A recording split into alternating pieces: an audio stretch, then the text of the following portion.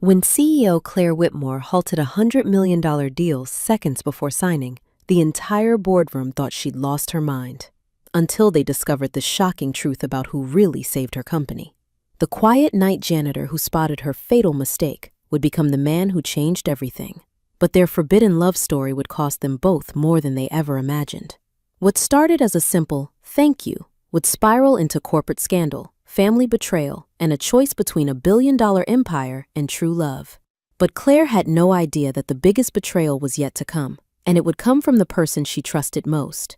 The security cameras were rolling, the board was watching, and one kiss would either destroy her career forever or prove that some risks are worth everything.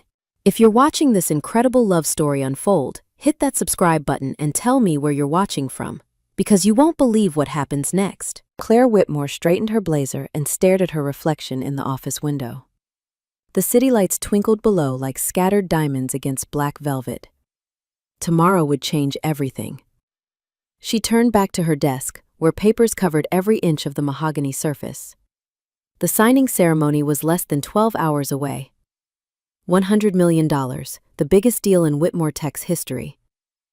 All those late nights, all those missed dinners, all those sacrificed weekends, they had led to this moment.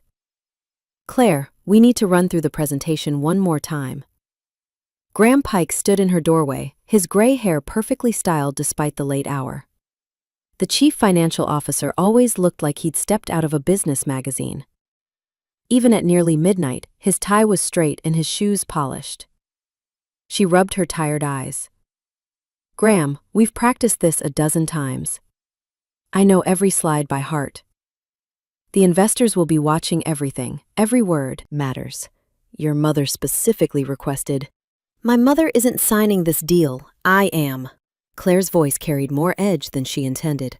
The stress was getting to her. She softened her tone. "I'll be ready, I promise." Graham nodded, though his expression stayed tense. "The board is counting on you. Don't forget what's at stake here." How could she forget? Her phone buzzed with a text from Evan.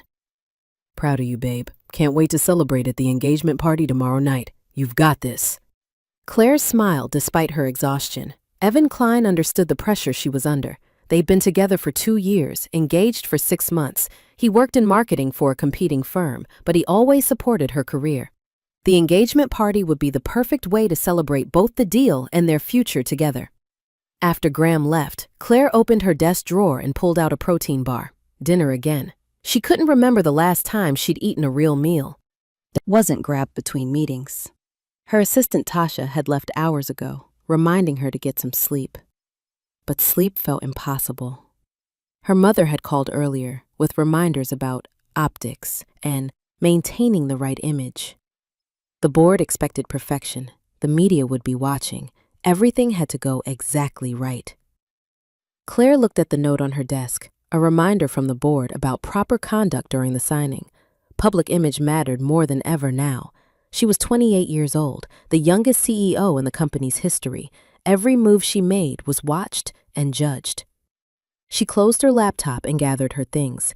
The security protocols were tighter tonight because of tomorrow's events. Investors would tour the building in the morning. Everything had to be perfect. As she walked to the elevator, Claire noticed how empty the building felt. During the day, Whitmore Tech buzzed with activity. Now, only the emergency lights glowed in the hallways. Her heels echoed against the polished floors. The elevator doors opened, and she stepped inside.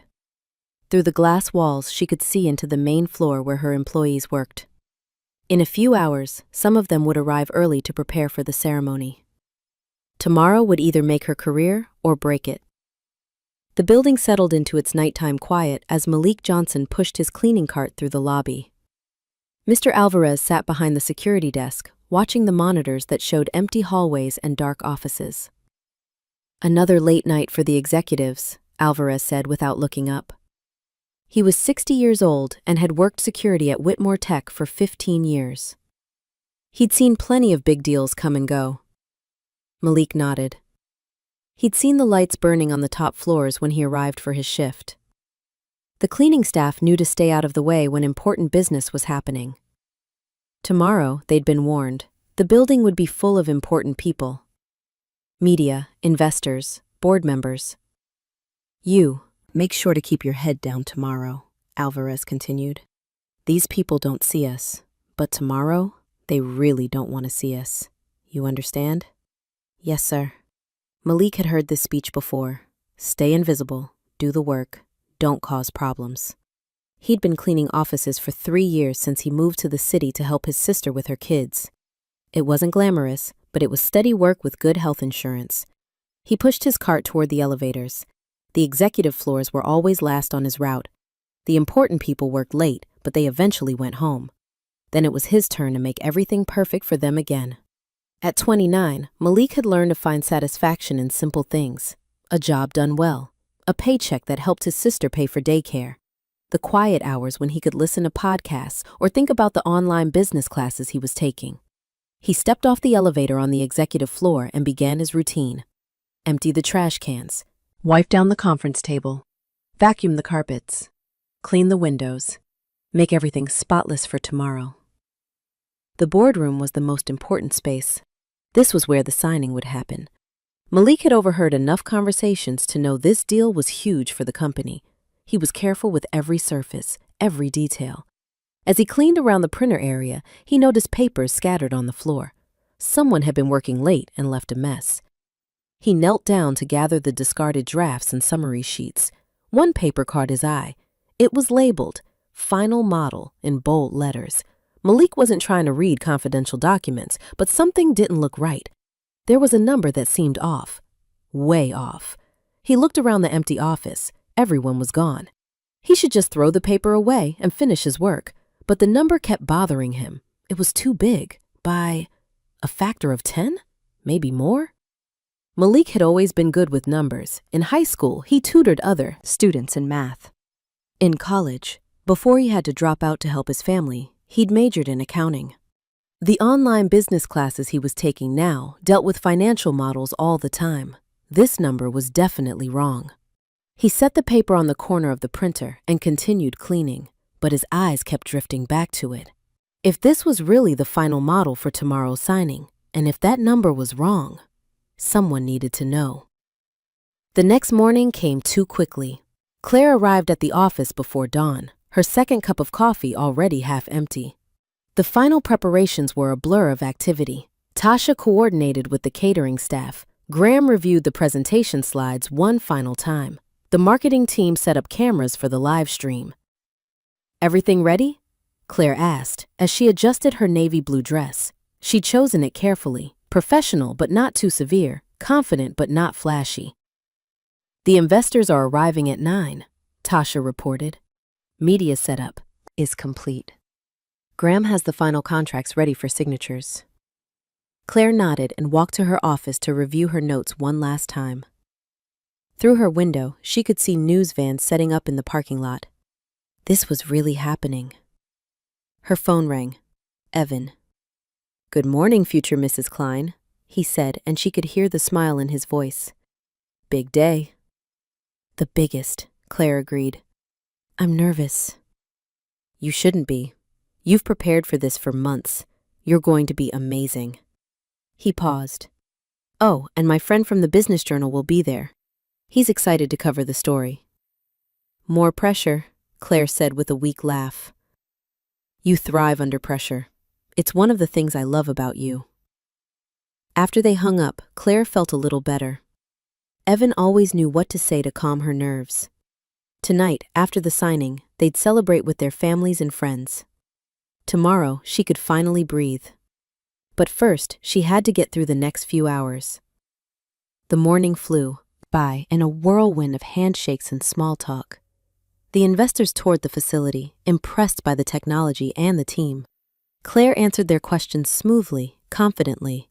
Everything was going according to plan. At 11:30, everyone gathered in the boardroom for the signing ceremony.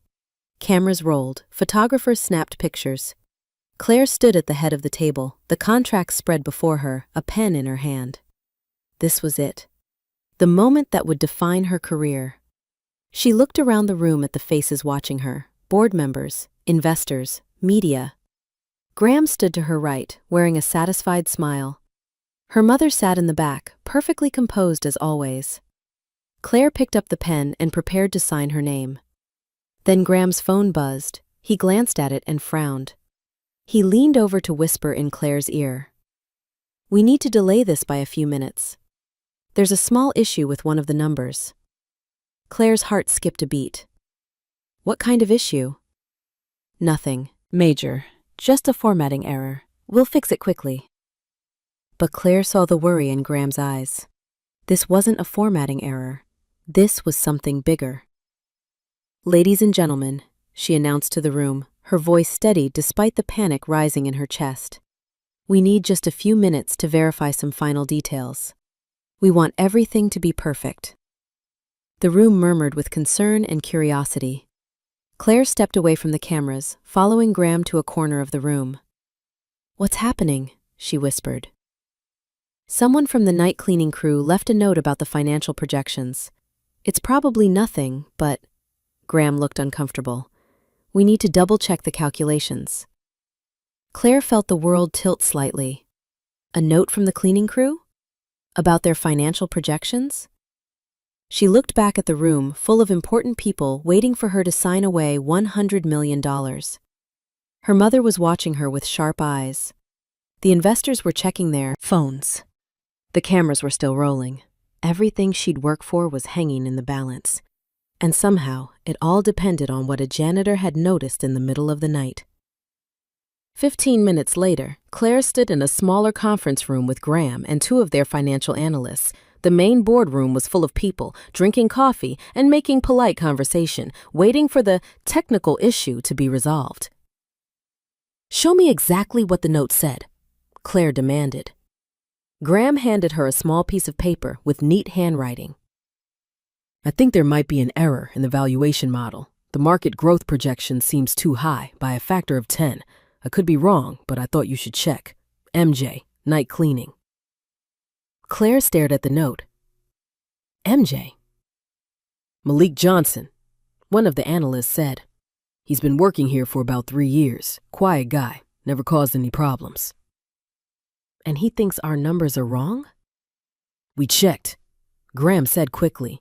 "It's just a misunderstanding. He probably doesn't understand the complexity of our projections." But the lead analyst, Sarah, looked worried. "Actually, I've been having doubts about this projection myself. The growth rate seems optimistic." Claire felt a cold weight in her stomach. "What kind of doubts?" Sarah spread the documents across the table. "Look at this cell reference here, and this calculation.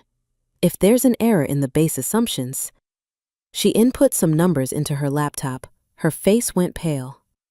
"Oh no, oh no, oh no, oh no." "What?" Claire and Graham said at the same time. "He's right. The janitor is right. There's a linking error in the spreadsheet. Our projected market growth is inflated by exactly a factor of 10. Sarah looked up at them with wide eyes. "We're about to undervalue ourselves by millions."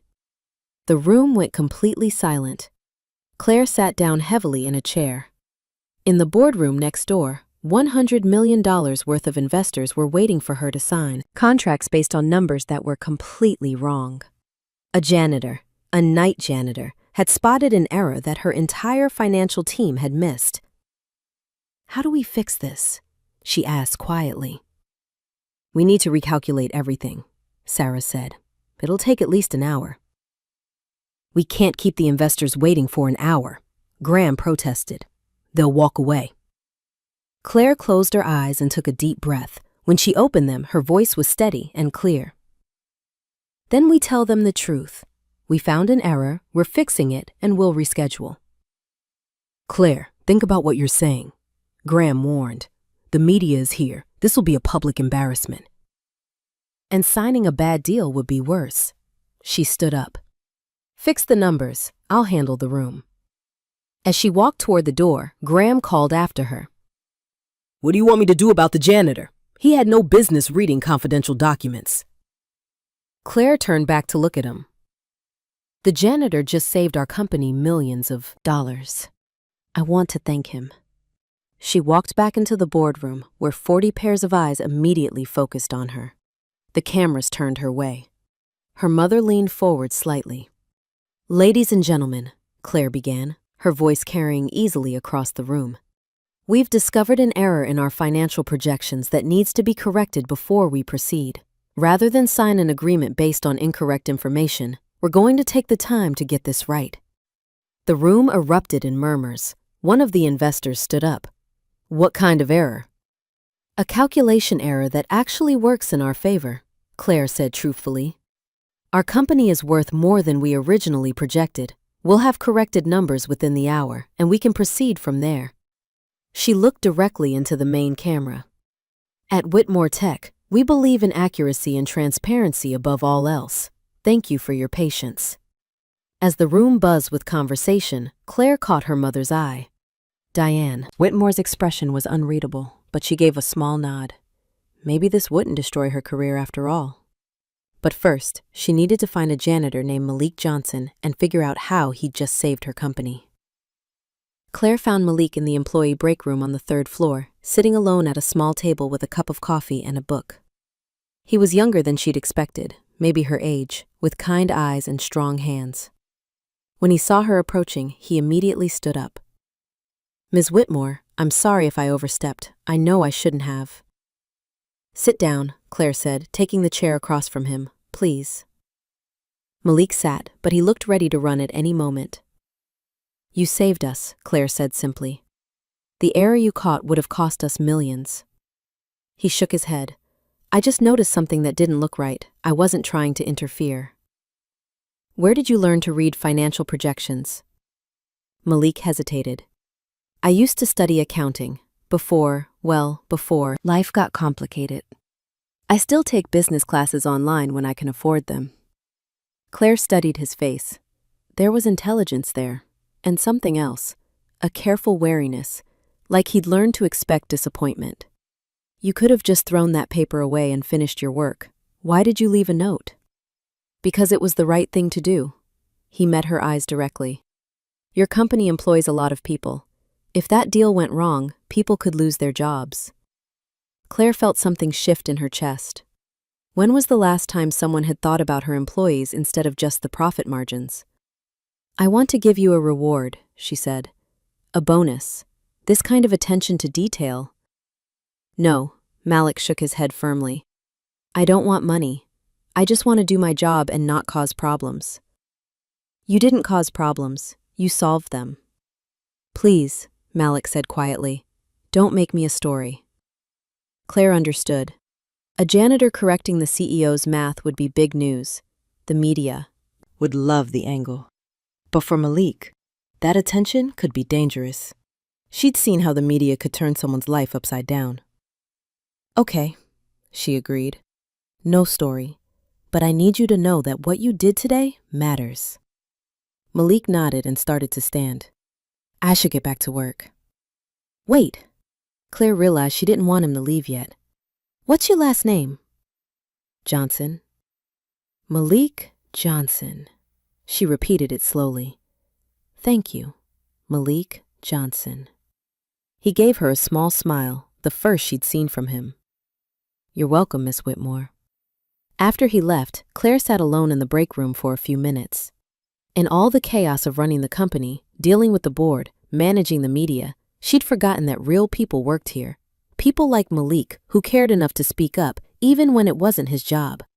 She pulled out her phone and texted Evan. "Minor delay, but everything's fine. See you tonight." Then she headed back upstairs to face the corrected numbers, the waiting investors, and the biggest deal of her career. But she kept thinking about Malik Johnson's careful handwriting on that note, and the way he'd refused a reward because he just wanted to do the right thing. Maybe some people were worth knowing better. The signing ceremony resumed 2 hours later. The corrected projections showed that Whitmore Tech was worth significantly more than originally calculated. The investors agreed to improve terms. The deal closed successfully. As Claire signed her name on the final contract, cameras flashing around her, she thought about the quiet man who cleaned these offices at night. The man who'd saved her company and asked for nothing in return. She wondered if she'd ever see him again.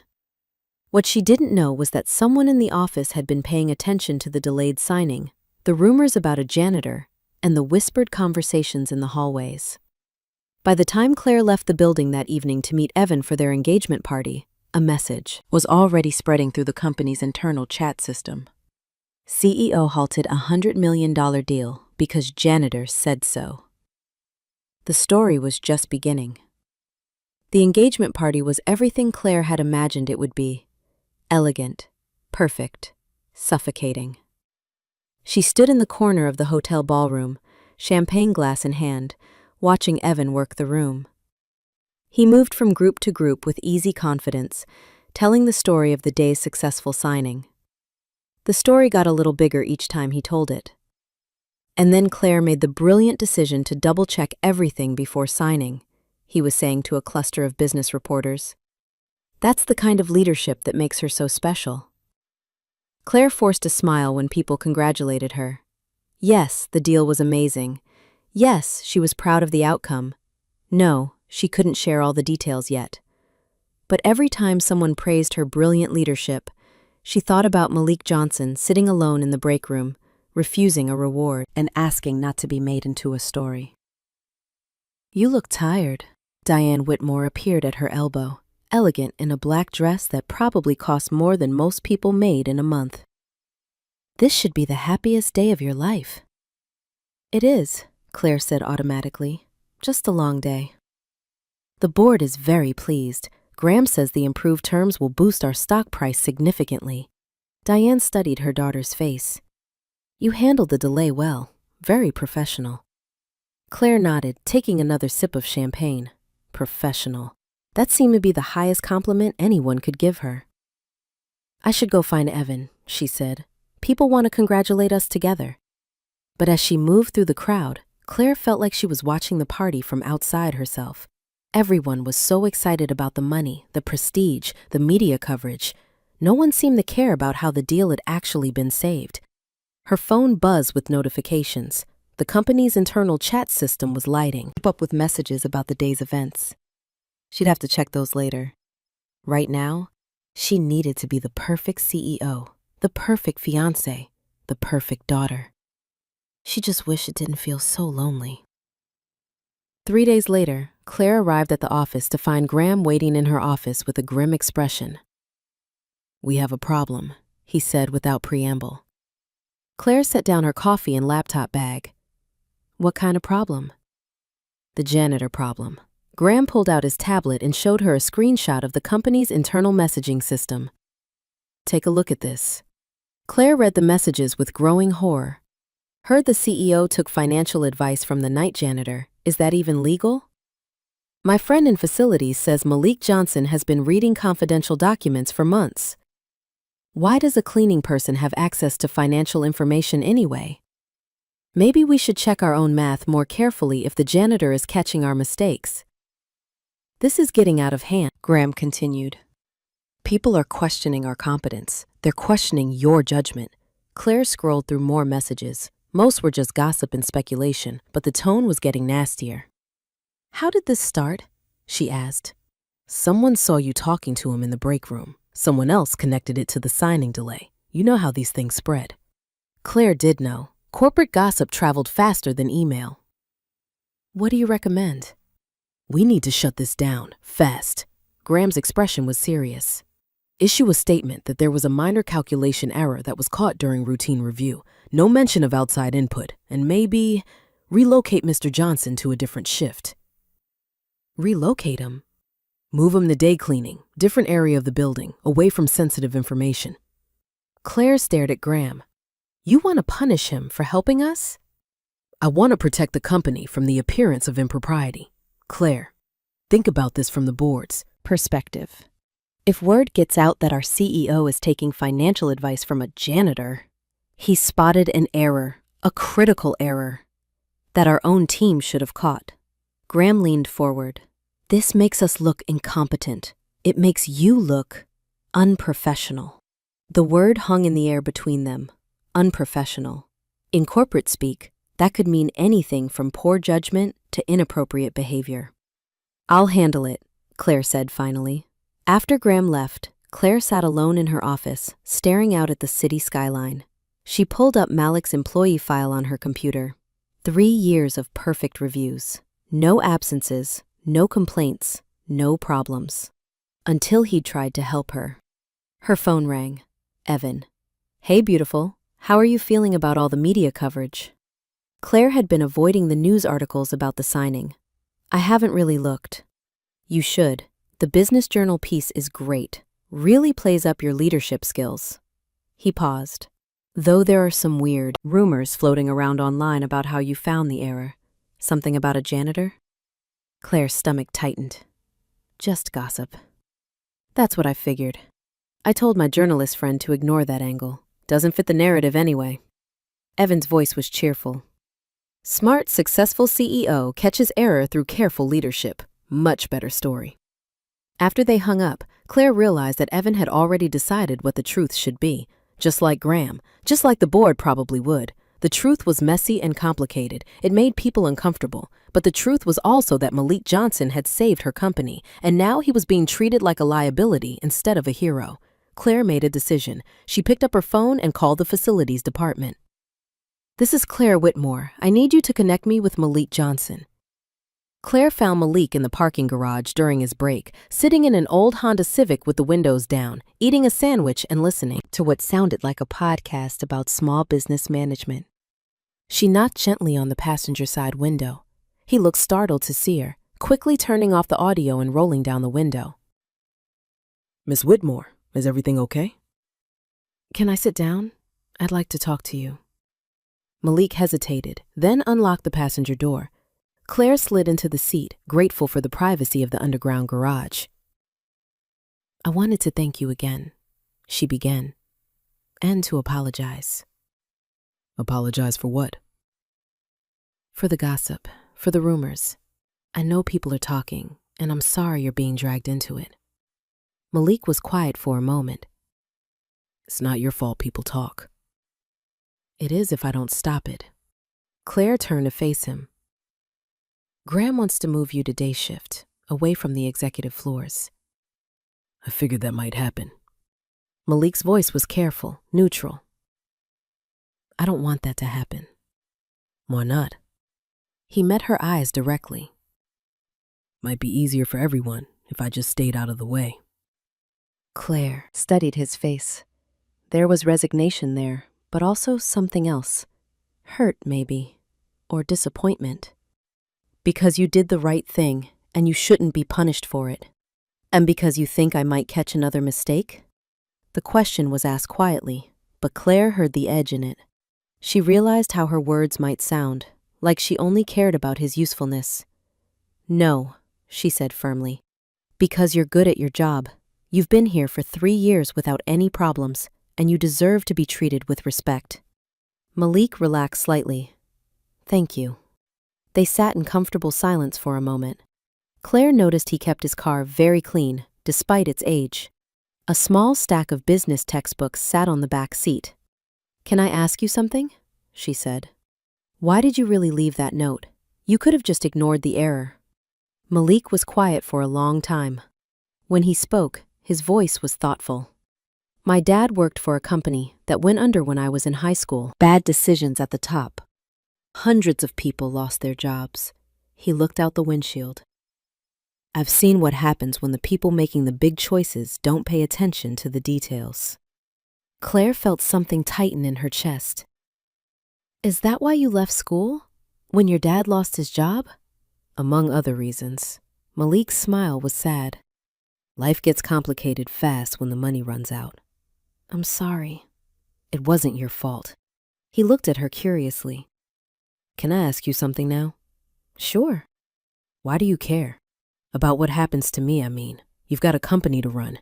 You've got more important things to worry about.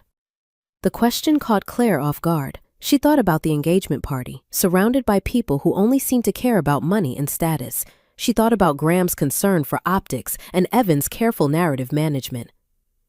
Because you're a person, she said simply, and people matter. Malik studied her face like he was trying to decide if she really meant it. Most people in your position don't see it that way.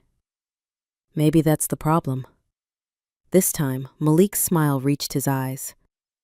That evening, Claire stayed late at the office, working through the quarterly reports. The building was mostly empty by 7 p.m., but she'd seen Malik's car in the garage and knew the night shift had started. She found herself paying attention to sounds in the hallway. The soft hum of the floor polisher, the distant sound of a vacuum, the quiet efficiency of people doing important work that others rarely noticed. Around 9 o'clock, she decided to take a break. She walked to the break room on the 3rd floor, hoping she might run into Malik again, but the room was empty. She was heading back to her office when she heard voices from the conference room down the hall. The door was slightly open, and she could see Graham inside with 2 other executives and someone from HR. Inappropriate access to confidential information, Graham was saying. We need to establish clearer protocols. Has there been any indication of wrongdoing? That was Sarah from HR. Not wrongdoing exactly, but the appearance is problematic. A cleaning person should not be reading financial documents, even if they're discarded. Claire stepped closer to the door. The bigger concern, one of the other executives said, is how this reflects on leadership. If the CEO is taking advice from janitorial staff, it raises questions about judgment, Graham agreed. The board has expressed concerns. Claire's blood went cold. The board. Her mother was on the board. What do you recommend? Sarah asked. Transfer him to a different building, or a different shift at minimum, and implement new security protocols for sensitive document disposal. That seems like overkill for one incident, Sarah said carefully. It's not about one incident, Graham replied. It's about maintaining proper boundaries, professional standards. Claire had heard enough. She turned and walked quietly back to her office, her mind racing. They weren't just trying to move Malik away from the executive floors. They were trying to get rid of him entirely. All because he'd helped her. All because it looked inappropriate for her to listen to someone who wasn't wearing a suit. She sat at her desk and pulled up Malik's employee file again. 3 years of perfect reviews, no problems, no complaints, until now. Claire picked up her phone and started typing a text to Evan, then she stopped. Evan would probably agree with Graham. He'd think it was smart to distance herself from the situation. He'd remind her about optics and professional boundaries and what the media might say. Instead, she walked back to the elevator and pressed the button for the executive floor. If Malik was cleaning up there, she wanted to warn him about what was coming. She found him in the boardroom, carefully wiping down the conference table where she'd signed the $100 million deal just 3 days ago. Working late again? He said when he saw her. You know there's such a thing as work-life balance, right? Claire smiled despite her worry. Says the man working the night shift. Fair point. Malik continued cleaning, but she could see he was watching her carefully. Everything okay? You look stressed. Claire hesitated. She probably shouldn't tell him about the meeting she'd overheard. It would only worry him, and there might be nothing he could do anyway. But he'd been honest with her. He deserved the same in return. They want to transfer you, she said. Graham and the others. They think having you around the executive floor sends the wrong message. Malik's hand stilled on the table surface. What kind of message? That I don't know how to maintain professional boundaries. That I'm taking advice from inappropriate sources. Claire's voice was bitter. They think it makes me look weak. And what do you think? The question was asked quietly, but Claire could hear the weight behind it. What did she think? About professional boundaries and appropriate sources, and what it meant to be strong? I think they're scared, she said finally. Scared that someone they'd overlooked knew something they didn't. Scared that their systems aren't as perfect as they thought. Malik resumed cleaning, his movements careful and methodical. And they need someone to blame for that. I won't let them transfer you. Claire. It was the first time he'd used her first name. The sound of it sent a small shiver through her. You don't have to fight my battles for me. This isn't just about you. Claire moved closer to where he was working. It's about what kind of company this is, what kind of leader I want to be. Malik looked up from the table. What kind of leader do you want to be? The question hung in the air between them. Claire realized she'd never really thought about it before. She'd been so focused on being the kind of leader others expected her to be. Confident, polished, unshakable. The kind that looked good in photos and made smart decisions and never showed uncertainty. The kind who listens, she said slowly. The kind who pays attention to people, not just numbers. That's a good answer. They stood looking at each other across the conference table. Claire was aware of how quiet the building was, how alone they were. She was also aware of how different this felt from her interactions with other people. No performance, no careful words, no hidden agenda. Just two people talking honestly in an empty room. I should let you finish your work, Claire said, but she didn't move toward the door. It can wait a few minutes. Malik set down his cleaning cloth. Can I ask you something? Of course. Are you happy? With your job, I mean. With your life. The question surprised her. When was the last time someone had asked her that? I'm successful, she said automatically. That's not what I asked. Claire thought about the engagement party, the board meetings, the constant pressure to be perfect, the protein bars for dinner and the empty apartment and the careful distance she kept from everyone. I don't know, she admitted. I'm not sure I remember what happy feels like. Malik nodded like he understood. I felt that way for a while, after I had to leave school, after my dad died, like I was just going through the motions. What changed? I started paying attention to small things, good things, like helping my sister with her kids, like learning something new in those online classes, like...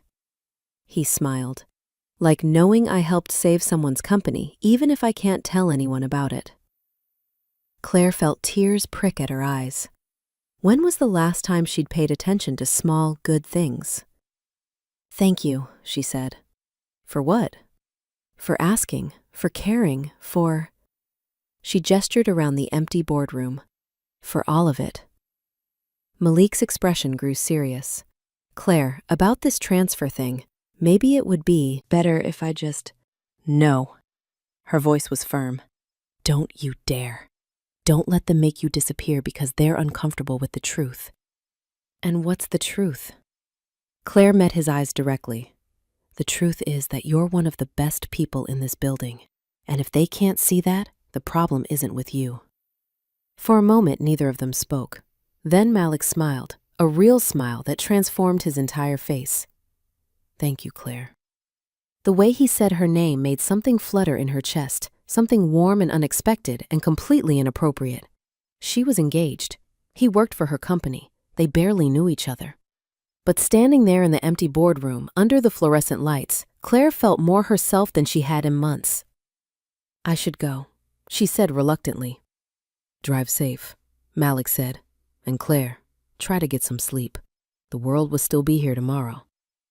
As Claire rode the elevator down to the parking garage, she thought about that flutter in her chest. About the way Malik had asked if she was happy, like her answer actually mattered to him. About the way he'd said her name like it was something precious. She was in trouble. The next morning brought new problems. Claire arrived at the office to find 3 messages from board members, 2 from reporters asking about rumors of unconventional consulting, and 1 very tense email from her mother. We need to talk. Today. D. Claire closed her laptop and rubbed her temples. The rumors were spreading beyond the company now. In the age of social media, corporate gossip could become public news in a matter of hours. Her phone rang. Graham. We have a situation, he said without preamble. Channel 7 is running a story tonight about the signing delay. They've connected it to the janitor somehow. Claire's heart sank. How? Someone talked. Maybe someone from facilities. Maybe someone who saw you in a break room. Does it matter? The point is, we need damage control. What kind of damage control? A statement. Clear and simple. The delay was due to internal quality assurance. No outside input, just our normal, careful procedures. Claire was quiet for a long moment. You want me to lie.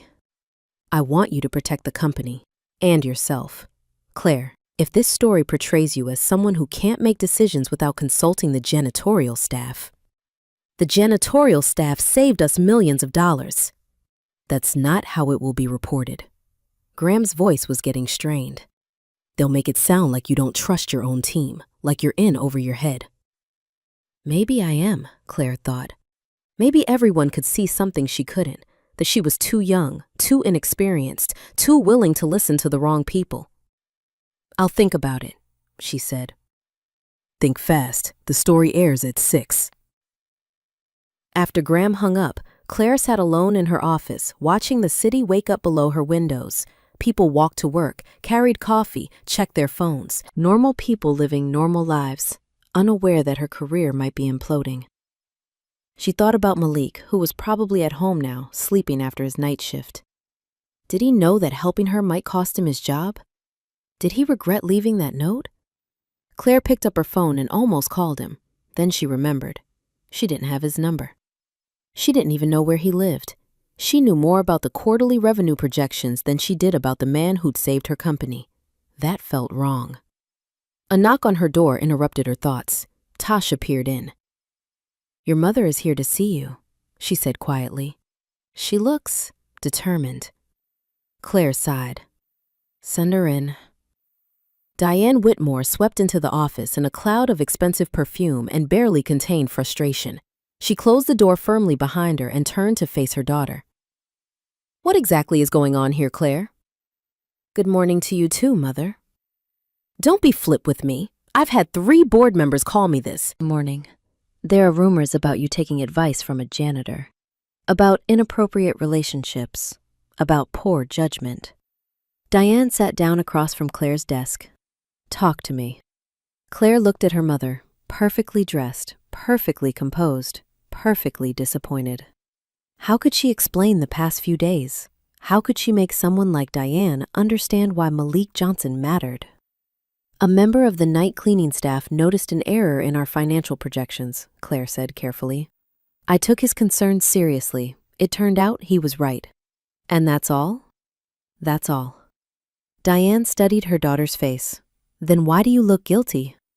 The question caught Claire off guard. Did she look guilty? And if so, guilty of what? "I don't know what you mean." "Claire," Diane's voice softened slightly. "I've known you for 28 years. You get the same expression when you're hiding something. You had it when you broke my vase at age 7. You had it when you got in trouble for skipping class in college. And you have it right now." Claire felt trapped. She wasn't hiding anything. Was she?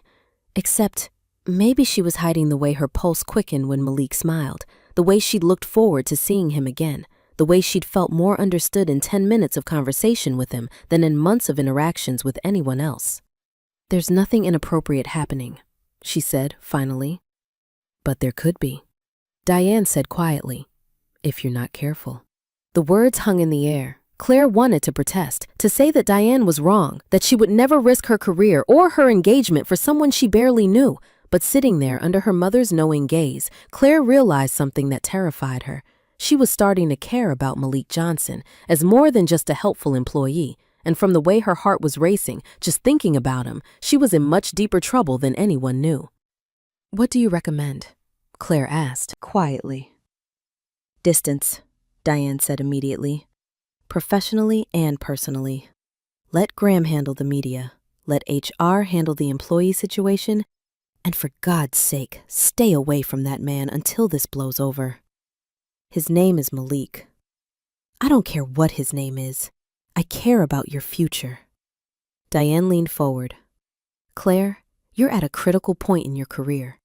One mistake now could undo everything you've worked for." Claire nodded, but she was thinking about Malik asking if she was happy, about the way he'd refused a reward because helping was just the right thing to do, about how he'd made her feel like a person instead of just a position. "I understand," she said. Diane smiled and stood up. "Good. Now, let's draft that statement for the media. Keep it simple, professional, and final." After her mother left, Claire stared out her window again. The city looked the same, but everything felt different now. She was supposed to distance herself from Malik. It was the smart choice, the professional choice, the safe choice. So why did it feel like the wrong choice? Her phone buzzed with a text from Evan. "Heard there might be some media stuff today. Don't worry, I've got your back.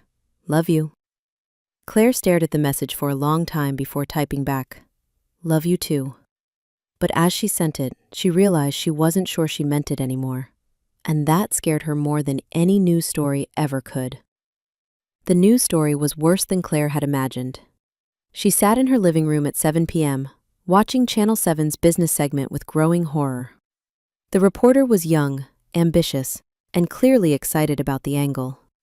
What started as a routine corporate signing has become a story about unconventional leadership and workplace boundaries, the reporter announced, over footage of Whitmore Tech's building. Sources inside the company confirm that CEO Claire Whitmore halted a $100 million deal based on input from a night janitor. The camera cut to an interview with someone Claire didn't recognize, a man in a business suit standing outside their building. It raises questions about decision-making processes, the man was saying. When a CEO can't trust her own financial team and needs to rely on cleaning staff for advice, what does that say about the company's leadership? Claire's phone started ringing immediately. Graham, her mother. Unknown numbers that were probably reporters, she ignored them all. The story continued with speculation about appropriate workplace relationships and professional boundaries. They didn't mention Malik by name, but they didn't need to. Anyone who worked at Whitmore Tech would know exactly who they were talking about. Claire turned off the TV and sat in the silence of her apartment. Through the floor-to-ceiling windows, the city sparkled below her, beautiful and distant. She'd worked so hard to get here, the corner office, the executive apartment, the life everyone said she should want. So why? Did it feel like a prison? Her phone buzzed with a text from Evan. Watching the news. Don't worry, this will blow over. We'll handle it together. Then another from her mother. Come to my house. Now. We need to discuss damage control. And finally, one that made her heart stop. Ms. Whitmore, this is Malik Johnson. I think we should talk. Claire stared at the message for a long moment. She'd never given him her personal number. He must have gotten it from the employee directory, which meant he'd had to look for it. Which meant this was serious. She typed back, "Where?" His response came quickly. "Coffee shop on 5th Street, the one near the bus station. I'll be there for the next hour." Claire grabbed her jacket and car keys. As she rode the elevator down to the parking garage, she realized she was about to make a choice that would change everything. She could go to her mother's house, where Diane and probably Graham and maybe even some board members were waiting to plan her public response. She could issue a statement, distance herself from Malik, and try to save her reputation. Or she could drive to a coffee shop near the bus station and see what the man who'd saved her company wanted to say. The elevator doors opened and Claire walked toward her car. She chose Malik. The coffee shop was nothing like the places where Claire usually met people. No exposed brick or artistic lighting, just worn vinyl booths, fluorescent lights, and the smell of coffee that had been sitting on the burner too long. Malik sat in a corner booth, wearing jeans and the simple gray sweater. He looked tired, and there was something in his expression that made Claire's chest tight with worry. She slid into the booth across from him. "Are you okay?" "I should be asking you that." Malik's voice was quiet. "I saw the news." "It's not your fault." "Isn't it?" He met her eyes. "I'm the one who left that note. I'm the one who couldn't just mind my own business." Claire reached across the table and touched his hand. The contact sent electricity up her arm, but she didn't pull away. "You saved my company. You saved my career. Don't you dare apologize for that." Malik looked down at their joined hands. "Your career doesn't look very saved right now." "The story will die down. People will move on to the next thing." "And what about you? Will you move on to the next thing too?" The question was asked softly, but Claire heard the pain underneath it.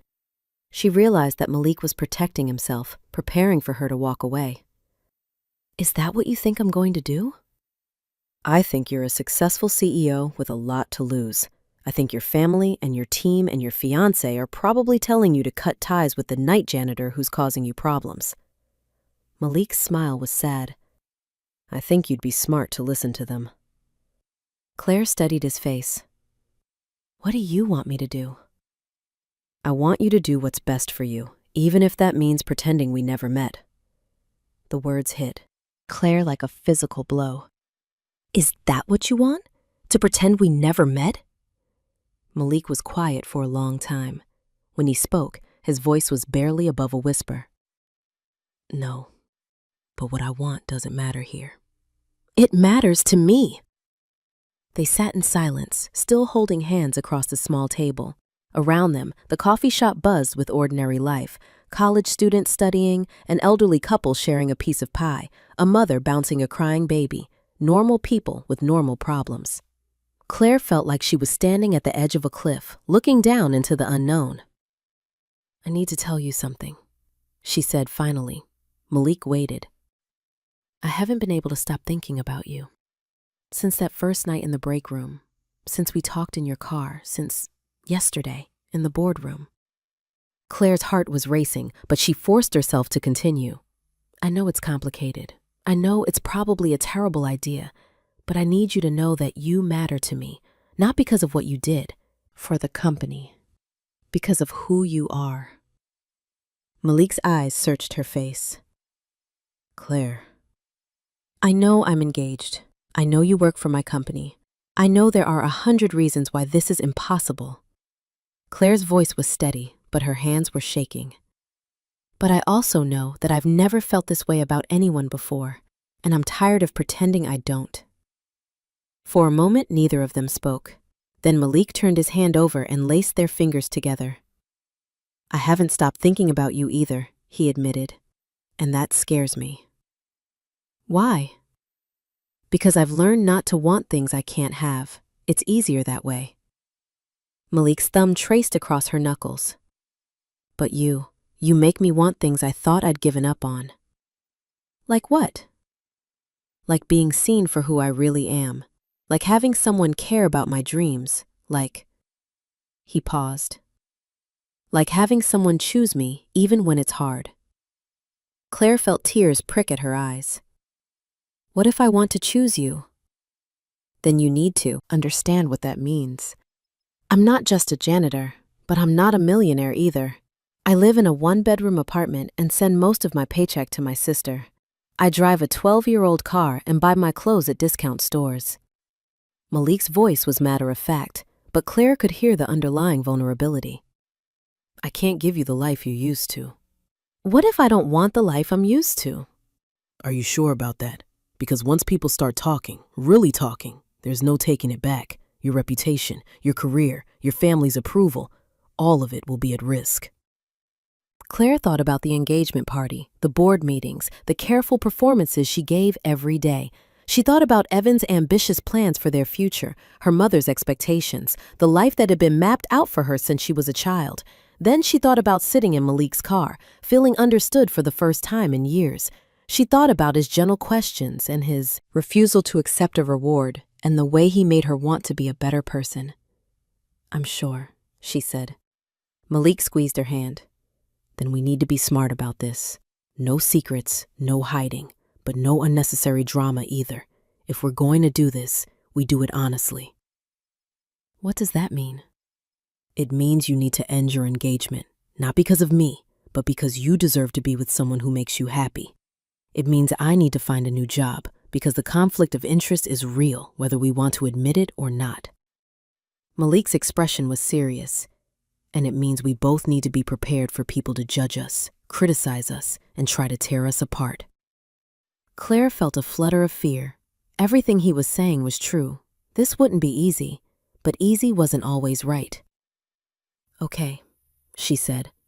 How do we start? Malik smiled, the first real smile she'd seen from him all evening. We start with honesty. No more pretending this is just professional. No more acting like we don't care about each other. And then, we see if what we feel for each other is strong enough to survive everything that's coming. Claire looked down at their joined hands and made a decision that would change the rest of her life. I'm willing to find out if you are. Malik brought her hand to his lips and kissed her knuckles gently. I've been willing since the moment I met you. As they sat in the worn vinyl booth, surrounded by the ordinary life of the coffee shop, Claire realized that this was what happiness felt like. Not perfect or polished or appropriate, just real.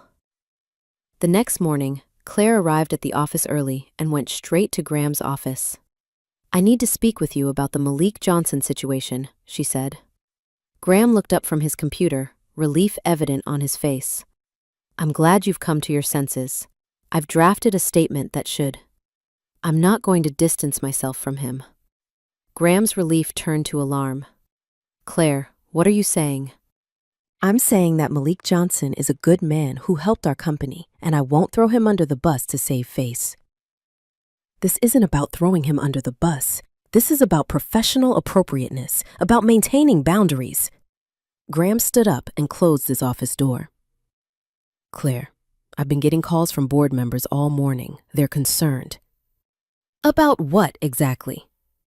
"About your judgment, about the appearance of favoritism, about whether you're emotionally equipped to handle this position." The words stung because Claire knew they reflected real concerns. She was young for a CEO. She was still proving herself. One misstep could undo years of hard work. But she also knew that backing down now would be a betrayal of everything she'd realized about herself over the past week. "What do you recommend?" she asked. "Issue the statement. Distance yourself from Johnson. Let HR handle his transfer quietly. Focus on running the company." Graham's expression was earnest. "Claire, you have a brilliant career ahead of you. Don't let one mistake derail everything." "What if it's not a mistake?" Graham stared at her. "What do you mean?" "What if listening to Malik Johnson was the best decision I've made since I became CEO? What if the mistake would be pretending it didn't happen?" "Claire," Graham's voice was warning. "He saved us millions of dollars, Graham. He spotted an error that our entire financial team missed. Maybe the question isn't why I listened to him. Maybe the question is why we weren't listening before." Graham sat back down, looking suddenly older. "This isn't really about the financial analysis, is it?" Claire met his eyes directly. "What do you mean?" "I mean you're talking like someone who's emotionally invested, like someone who's forgotten the difference between professional and personal." The accusation hung in the air between them. Claire could deny it, could pretend that her feelings for Malik hadn't influenced her thinking. It would be the easier path. Instead, she chose honesty. "You're right. I am emotionally invested. But that doesn't make me wrong." Graham closed his eyes and rubbed his temples. "Claire, please think about what you're saying. Your career, your reputation, your future. We'll all be fine if I make decisions based on integrity instead of fear." "And what about the board? What about your mother?" Claire thought about Diane's expectations, about the life that had been planned for her since childhood, about the careful path she'd been walking, always doing what was expected, always playing it safe. "I guess we'll find out what they really value," she said. After she left Graham's office, Claire walked to the elevator with her heart pounding. She'd just declared war on everything that had shaped her life up to this point, but she'd never felt more certain of anything. Her phone buzzed with a text from Evan. "Lunch today? We need to talk about damage control strategies." Claire stared at the message for a long moment. Then she typed back, "Yes, we need to talk, but not about damage control." It was time to end her engagement. Claire met Evan at their usual restaurant, an upscale bistro downtown where they'd had dozens of business lunches and romantic dinners. The hostess seated them at their regular table by the window. Evan looked every inch the successful marketing executive in his tailored suit and silk tie. He'd brought flowers, white roses, her favorite, or what he thought were her favorite. Claire realized she couldn't remember if she'd ever actually told him she preferred roses to other flowers. "You look stressed," he said after they'd ordered. "But don't worry, I've been thinking about this situation all morning, and I have a plan." "Evan, we need to talk." "That's exactly what I was thinking. Communication is key in crisis management." Evan leaned forward, his expression earnest. "First, we issue a joint statement, you and me presenting a united front. Emphasize stability, professionalism, our shared values." Claire felt a chill run down her spine. joint statement? About the janitor situation. Make it clear that you were simply following proper protocols by investigating any concerns, but that all financial decisions are made by qualified professionals. Distance yourself from any suggestion of impropriety. Evan reached for her hand across the table. Then we announce our wedding date. Give the media something positive to focus on. Evan, stop. I know it's a lot to think about, but timing is everything in situations like this. We control the narrative before it controls us. Stop! Claire pulled her hand away. Please! Something in her tone must have gotten through to him, because Evan sat back in his chair, his marketing smile fading. What's wrong? Claire looked at the man she'd been planning to marry. Really looked at him. Evan was handsome, successful, charming when he wanted to be. He came from a good family, had the right connections, fit perfectly into the life her mother had envisioned for her. But when had he last asked if she was happy? When had he last seen her as anything more than part of his professional strategy? I can't marry you, she said quietly. Evan's expression went through several phases: confusion, disbelief, and finally, something that looked like fear. What are you talking about? Claire, you're obviously stressed about this work situation, but... This isn't about work. This is about us. Claire met his eyes directly. When was the last time you asked me how I was feeling? Not how I was handling a situation or what my strategy was, but how I was actually feeling. What does that have to do with anything? Everything. It has to do with everything. Claire felt tears threatening, but her voice stayed steady. Evan, you don't love me. You love the idea of me. You love what I represent for your career, for your image, for your 5-year plan. That's not true. When I was struggling with the board pressure last month, what did you tell me? Evan looked confused. I told you to stay focused on the goals. When I mentioned wanting to take a vacation, what did you say? That it wouldn't look good right now with the deal pending. And when I said I was tired of eating protein bars for dinner, what was your response? Evan was quiet for a moment. I said that sacrifices were necessary for success. Exactly. Claire reached into her purse and pulled out the engagement ring. She set it gently on the table between them. You don't want a wife, Evan. You want a business partner with good genetics. Evan stared at the ring, then looked back at her with something close to panic in his eyes. Claire, you're making a huge mistake. We're good together. We make sense. Maybe that's the problem. Maybe I don't want to make sense anymore. This is about the janitor, isn't it? Evan's voice turned cold. You're throwing away our entire future for someone who cleans toilets. The contempt in his voice confirmed everything Claire had been feeling. His name is Malik Johnson. He has a degree in accounting, he's taking business classes to improve his opportunities, and he works nights to help support his sister's children. Claire's voice was calm but firm. And yes, part of his job involves cleaning toilets, but he also saved my company millions of dollars because he has integrity and intelligence and courage. Claire, listen to yourself. You're talking about a janitor like he's some kind of hero. Maybe that's because he is. Evan sat back in his chair, his expression shifting from panic to something uglier. You know what this looks like, don't you? The young female CEO, making emotional decisions, throwing away everything for some inappropriate fantasy. His voice was quiet but cruel. The board will never respect you after this. Your mother will be humiliated. Your career will be over. Claire felt each word like a physical blow, but she also felt something else. Relief. The mask was finally off. This was who Evan really was underneath the charm. Maybe, she said, but at least I'll be able to look at myself in the mirror. She stood up and picked up her purse. Where are you going? To live my life, finally. As Claire walked out of the restaurant, leaving Evan staring at the engagement ring on the table, she felt lighter than she had in years. She was free. Now, she just had to figure out what to do with her freedom. That evening, Claire sat in her office long after everyone else had gone home. The building was quiet except for the soft sounds of the night cleaning crew beginning their work. She'd spent the afternoon fielding calls from board members, reporters, and concerned executives. The news about her broken engagement hadn't broken yet, but it would soon. Evan wasn't the type to suffer quietly. Graham had stopped by twice to check on her, each time looking more worried than the last. Her mother had left 4 increasingly urgent voicemails. But Claire felt strangely calm.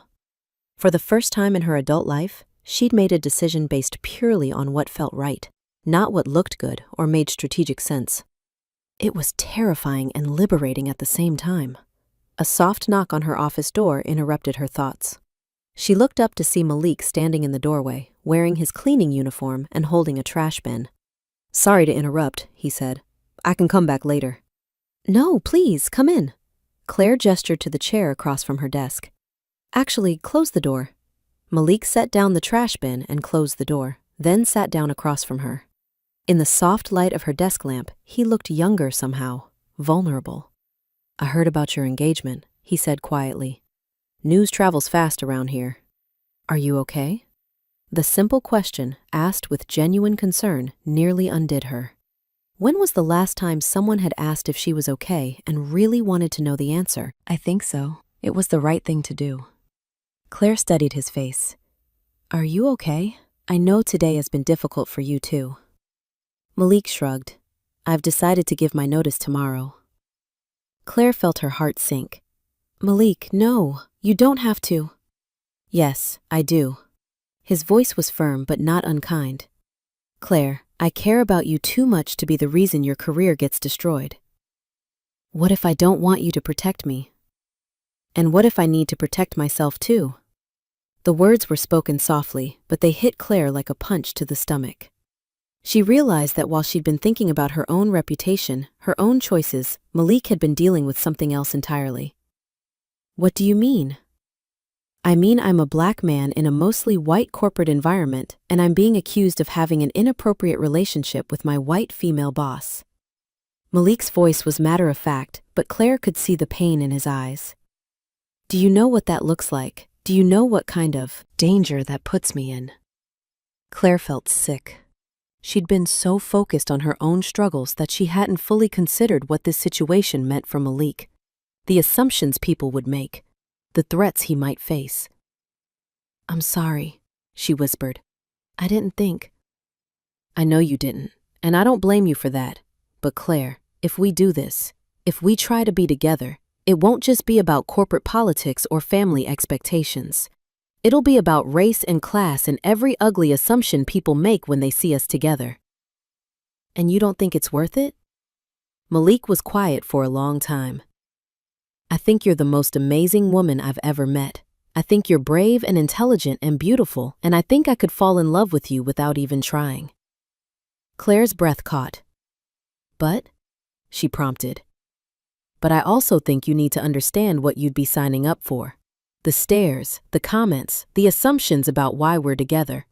The people who'll say you're rebelling against your family, or that I'm using you to get ahead." Malik's expression was serious. "Are you ready for that? Really ready?" Claire thought about the news story, the gossip, the board members questioning her judgment. All of that had been about professional boundaries and workplace appropriateness. What Malik was describing would be so much worse. "I don't know," she admitted, "but I know I want to try." "Why?"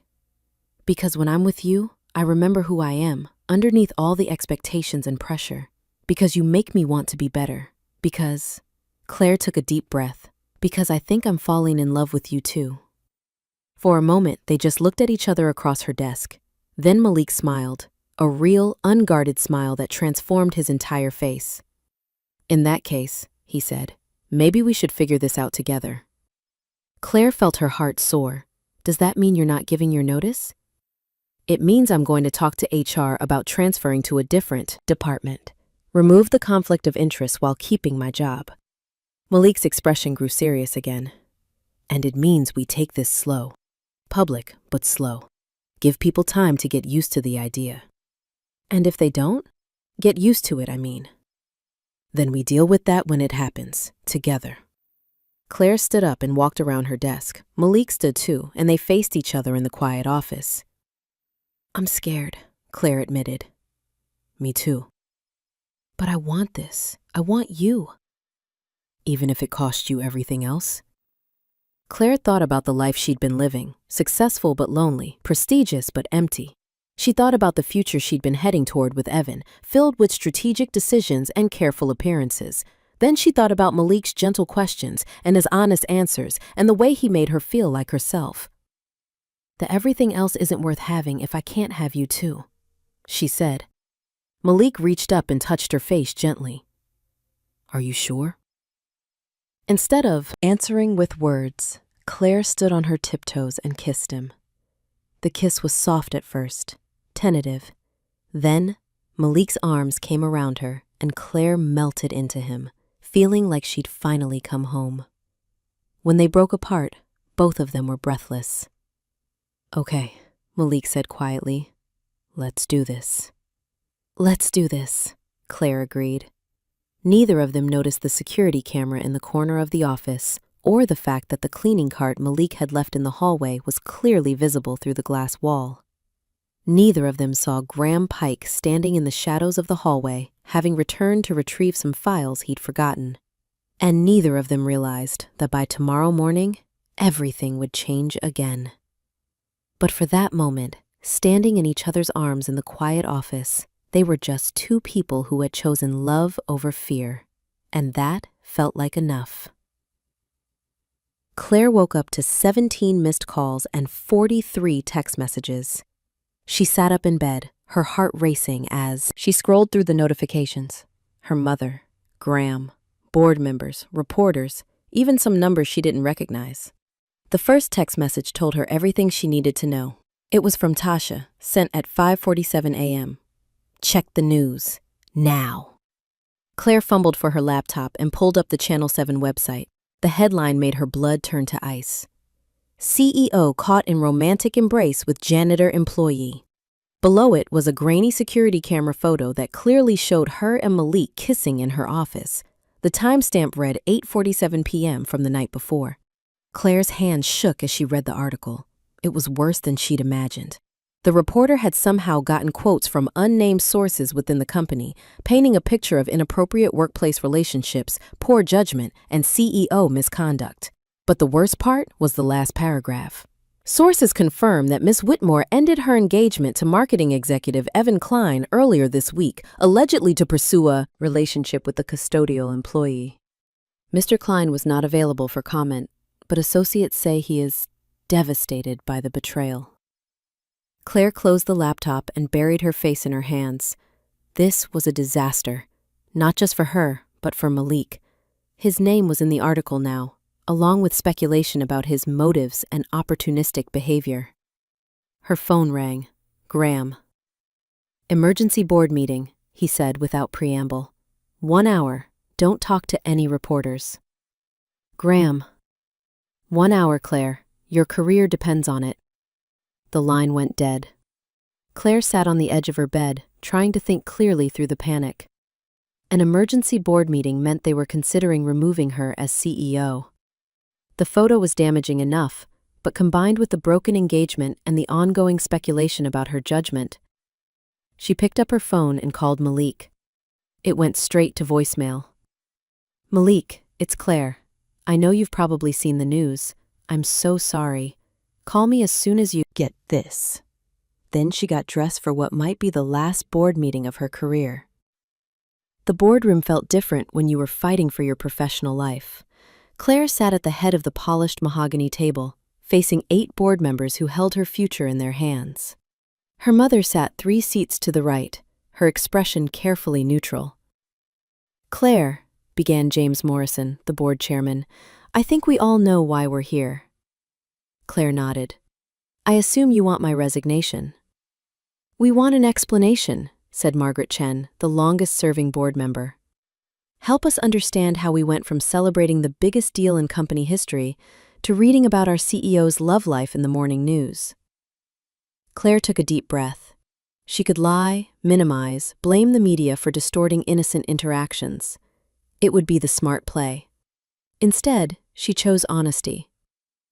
Malik Johnson saved this company millions of dollars by catching an error our entire financial team missed. When I got to know him better, I realized he was an exceptional person. Intelligent, principled, and kind. Over time, my professional respect for him grew into personal feelings. Claire met each board member's eyes in turn. I ended my engagement because I realized I was marrying someone I didn't truly love. And yes, I kissed Malik in my office last night because I care about him. The room was dead silent. So it's all true, Morrison said finally. The relationship is true. The speculation about inappropriate workplace favoritism is not. Malik is transferring to a different department to eliminate any conflict of interest. Claire, her mother spoke for the first time, her voice carefully controlled. Do you understand what you've done? Not just to yourself, but to this company. I've fallen in love with a good man. I'm sorry if that's inconvenient for the stock price. Margaret Chen leaned forward. This isn't about the stock price, and you know it. This is about leadership, judgment, about professional boundaries, about whether you can be trusted to make rational decisions under pressure. My decision-making saved us millions of dollars. Your decision-making, Graham interjected, has turned this company into a laughingstock. We're getting calls from investors asking if they should reconsider their partnerships. Reporters are camped outside the building. Our employees are gossiping instead of working. Claire felt the walls closing in around her. What do you want from me? We want you to fix this, Morrison said. Issue a statement denying the relationship. Explain that the photo was taken out of context. Transfer or terminate the employee in question. And if I refuse? The silence stretched for long, painful seconds. Then we'll have to consider whether your position as CEO is sustainable, Morrison said finally. Claire looked around the table at faces she'd known for years. People who had watched her grow up, who had supported her rise through the company, who had celebrated her successes. Now, they were asking her to choose between her career and her heart. I need time to think, she said. You have until 5 o'clock today, Morrison replied. After that, we make our own decisions. As the board members filed out, Diane lingered behind. Claire, her mother said quietly, please don't throw your life away for this. What if this is my life, Mom? What if this is the first real choice I've ever made? Diane's composure cracked slightly. Do you really think he's worth losing everything for?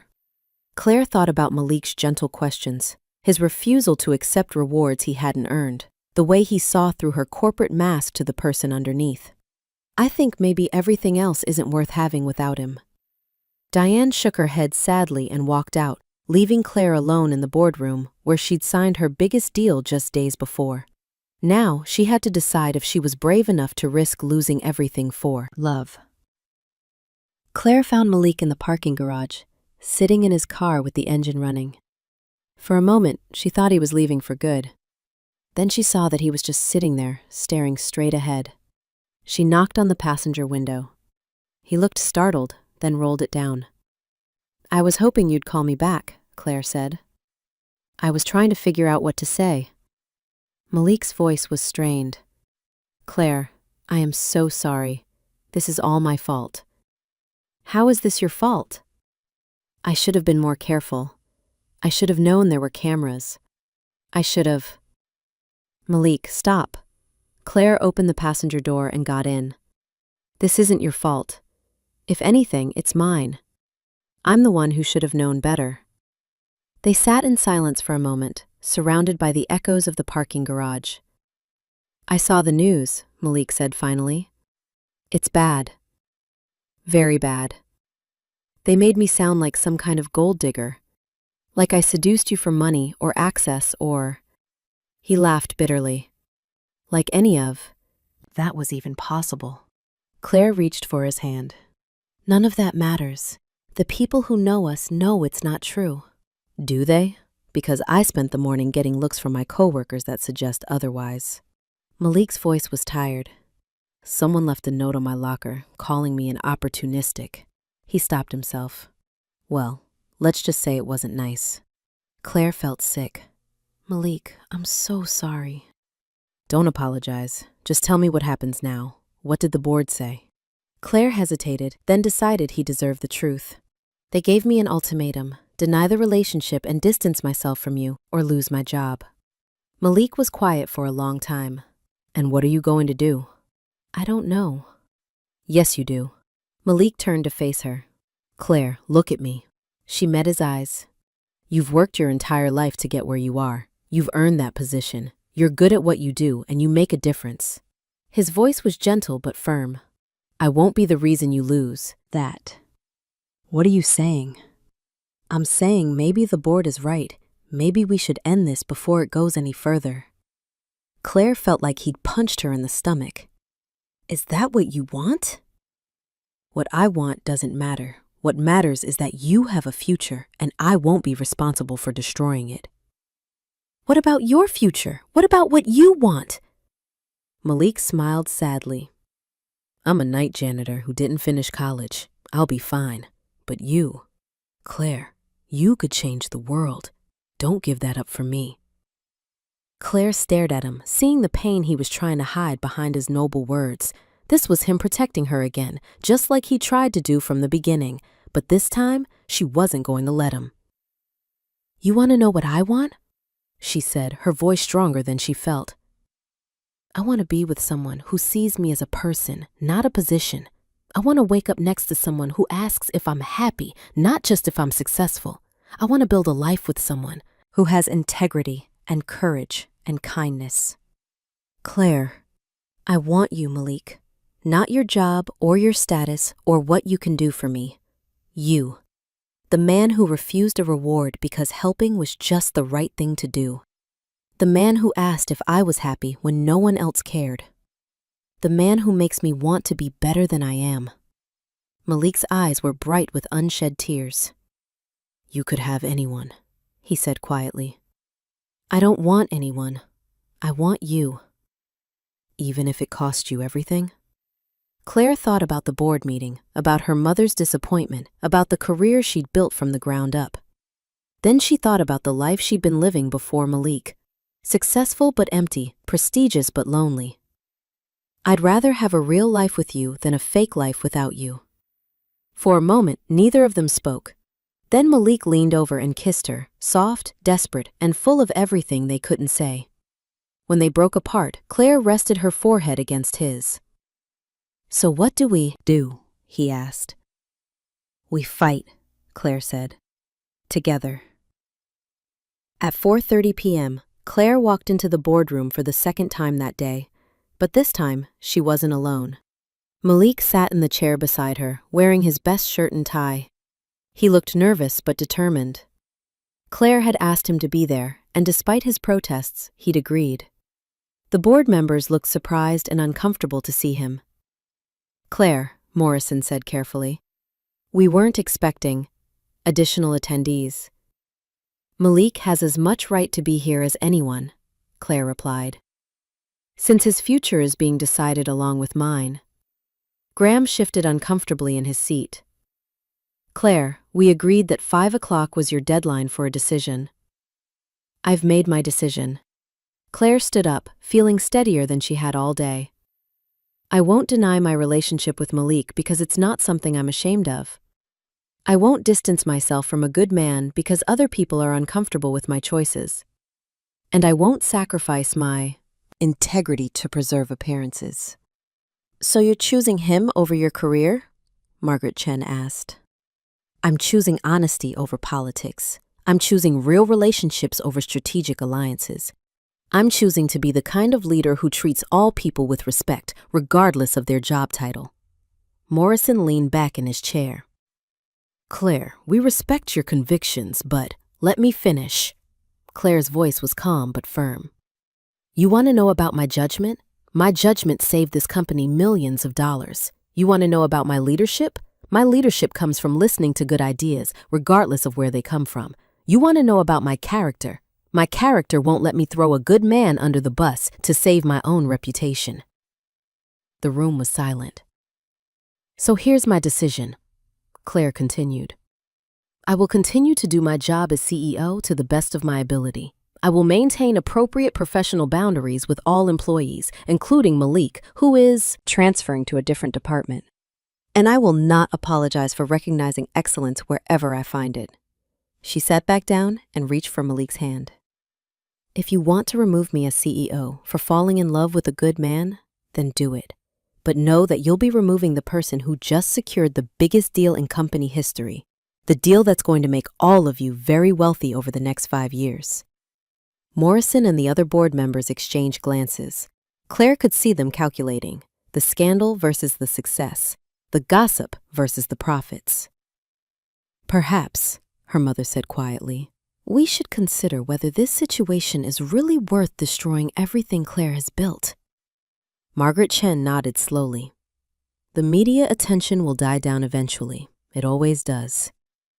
And the improved deal terms from last week are already showing positive effects on our stock price, added another board member.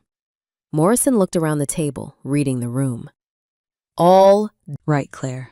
You can keep your position, but there will be conditions. Such as? No more public displays of affection at work. No preferential treatment for Mr. Johnson. And if this situation creates any operational problems or affects company performance, we revisit this conversation. Claire nodded. Understood. And Mr. Johnson? Morrison turned to Malik, who had been sitting quietly throughout the exchange. I understand you're transferring departments?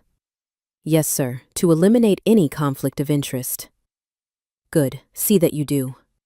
Morrison's tone was stern, but not unkind. And understand that all eyes will be on both of you for the foreseeable future.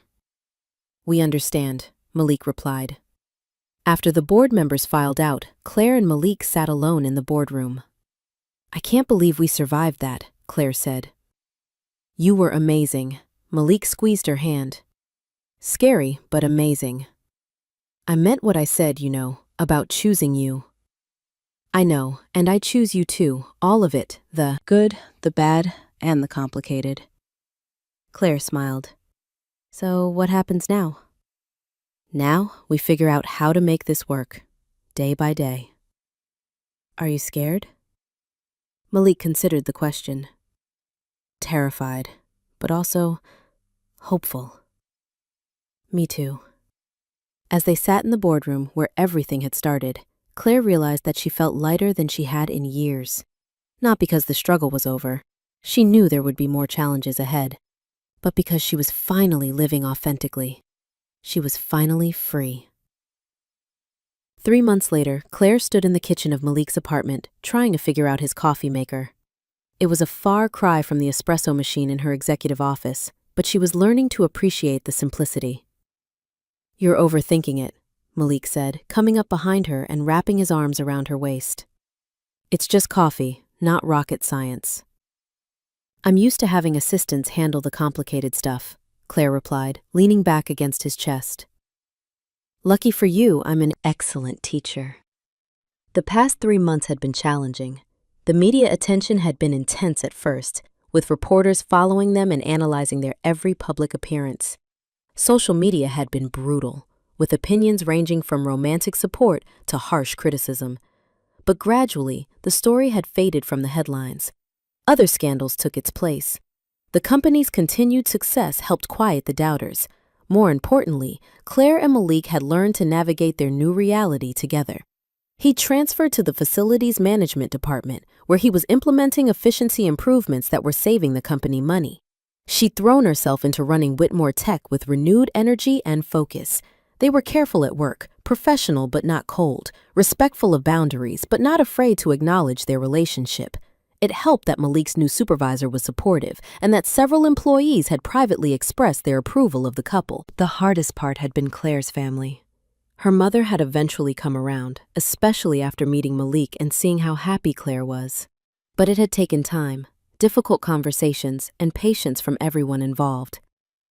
What are you thinking about? Malik asked, noticing her distant expression. Just everything. How much has changed? Good changes. Claire turned in his arms. The best changes. She looked around his small apartment, their apartment now, since she'd moved in the month before. It was tiny compared to her old place, but it felt more like home than anywhere she'd ever lived. No regrets? Malik asked. About us, never. Claire kissed him softly. About my overpriced downtown apartment, maybe a few. Do you know how long it takes to get to work from here? Malik laughed. Poor little rich girl, having to deal with a commute like the rest of us. I'm not rich anymore, remember? I took a pay cut to keep you employed. That's not true, and you know it. Fine, but I did have to sell my BMW to afford the engagement ring I'm planning to buy you. Malik froze. What? Claire grinned. Too soon? Claire Whitmore, are you proposing to me? Not yet, but when I do, I want you to be prepared. She traced her finger along his jawline.